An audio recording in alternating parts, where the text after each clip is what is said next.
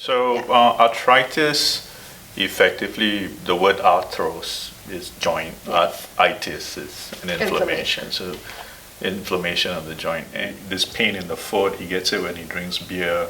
And then you get this one joint that always swells up and it's painful. And that's actually what happens is essentially you have these crystals, gout crystals, uric acid, urate, they kind of precipitate out in the knee, they cause an inflammation. And then your body doesn't know when to stop. The inflammation that starts, it doesn't know when to stop, and it starts attacking the knee.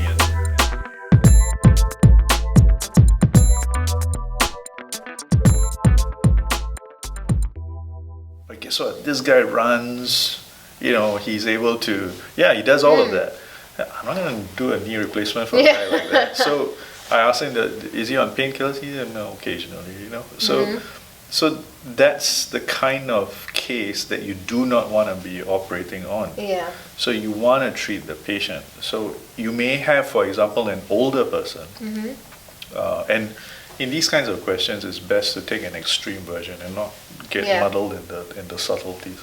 But let's say you had a 65-year-old person who has fairly minor arthritis, but is completely bed-bound or wheelchair-bound, and she's not able to get on with the activities of her life. She's getting depressed. She's taking painkillers all the time to the point that the painkillers are causing side effects. Now that is a clear-cut case that you need to operate. So I painted you two extremes, but essentially the patient is in the driver's seat with these kinds. It's not like it's cancer surgery where you go in, you fix the problem.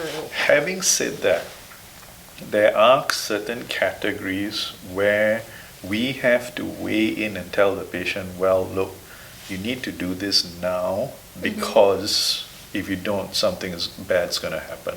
And the main categories for these are, number one, as I mentioned, remember the meniscal tear? So let's say you have a meniscus injury. Now the meniscus are these two C-shaped side bumpers in the knee, and if you look at the knee, it's kind of a funny bone. If you believe in design and all that, it's just badly designed. Sorry. So you have the femur, and the femur has got these two bally things, and then it has a flat dish at the bottom. Why would you design something? You just would not want to design something like that. And then to kind of make up for the error that you've done, you didn't have to put all kinds of things around it to pad it up. So you put these menisci around, these two C-shaped things, and that kind of gives you some conformity. Then you lash it with ligaments that are running all over the place, and you try to get it all, as we say, sui. You just try to just holding it there. Hold it there. But it doesn't work. Why? Because the knee is very, very dependent on muscle. So if your muscle starts to go weak and all that, it starts to wobble. So you see, then you're back to muscle training and all that. So back to the meniscus again. That meniscus, therefore, is a pretty critical part of keeping that knee well. And if you don't repair that meniscus when you can, some of them, they can't be repaired, but when you can, you stitch it together and it gets well again, guess what? You've got a conformed knee. So meniscal injuries, you absolutely should do something. Now ligamentous injuries, there are some you need to do and some you don't need to do. So for example, there are two ligaments on the side. There's the medial, the inside collateral ligament, and the lateral collateral ligament. Now the medial and lateral collateral ligament, they often do not get injured. I'm sorry, they often do get injured, especially the medial collateral ligament. But if you get yourself in a brace, a proper brace, not a little elastic band or something, and you keep it braced up for about 6 weeks, it heals on its own. Very rarely over the last 20 years have I ever had to go in and repair a medial collateral ligament. It's just not a done thing. As far as the lateral collateral ligament, that's an unusual, unless you're involved in a severe road traffic accident. But those kind of injuries are not what we're talking about. Catastrophic, kind of horrible. When you can see the inside of the knee. Let's not talk, because that's an extreme version. So then you have the anterior and the posterior cruciate ligament. Now the anterior cruciate ligament is one of those things that you do need to fix, because if you don't, about 2/3 of patients won't be able to get on with their life. 1/3 of the patients can get on with their lives, but it's not a great existence because they stop sports and all that. My personal feeling, like when I do anterior cruciate ligament surgery, I need to know that the patient is active first. If the patient is an inactive person and then all that, I would tell them, look, this isn't for you. So by and large, I would tell them that if you want to get back to sports, yes, do an anterior cruciate ligament reconstruction. And touch wood, but my patients who have all had ACL surgery, they all go back to surgery, to sports in a year. And I have a protocol that I give them, and it takes them through stages up to a year, and then they get back to sports. So that's the anterior cruciate ligament. Now, the posterior cruciate ligament, which is in the back, can get torn, and if it's just torn by itself, by and large, we don't repair that. Okay. So you see, each one of these things is different. It's different, yeah. Okay, so as you said, meniscus repair, anterior cruciate ligament surgery. Now the third category, and that's something that's very interesting, and it's and very exciting thing over the last 15 years or so. So, bit of history. 15 years ago, I was one of the first few people in Singapore to do stem cell research. Oh. Yeah. So you'll see pictures of me. I love that. I love stem cells.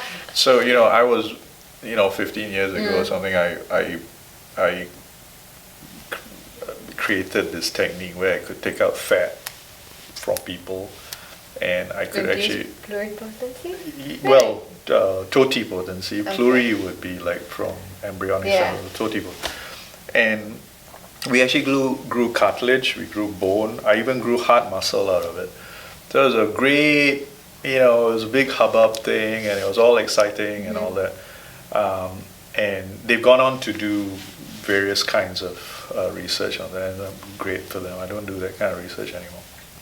So then, 15 years down the line, the technique has actually become matured, and we actually offer it to patients, and we do things like cartilage transplants and bone marrow stem cell surgery. Now, all of these kinds of surgery, and I've done quite a few of those now, essentially they're best for the younger person. Remember how we talked about the young person has that telomerase, the T word. So because of that ability, they also develop cartilage that's more robust.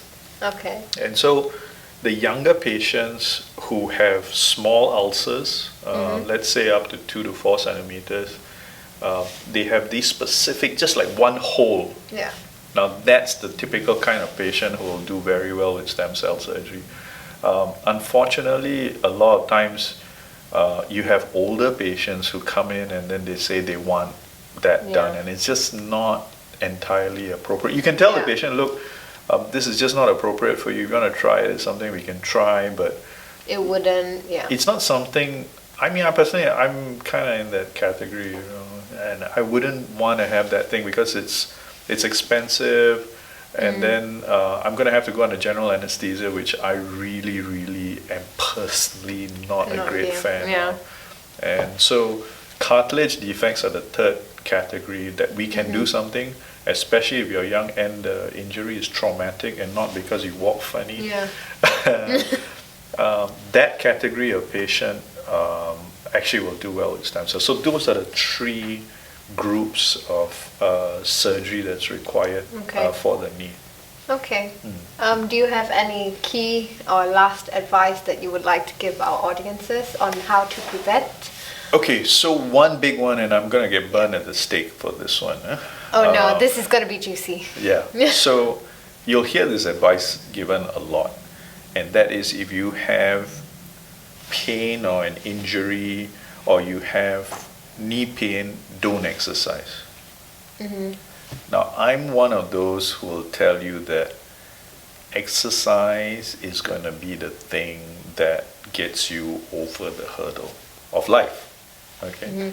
So don't forget that just because you have a knee ailment you still have the rest of you to look after. Of course.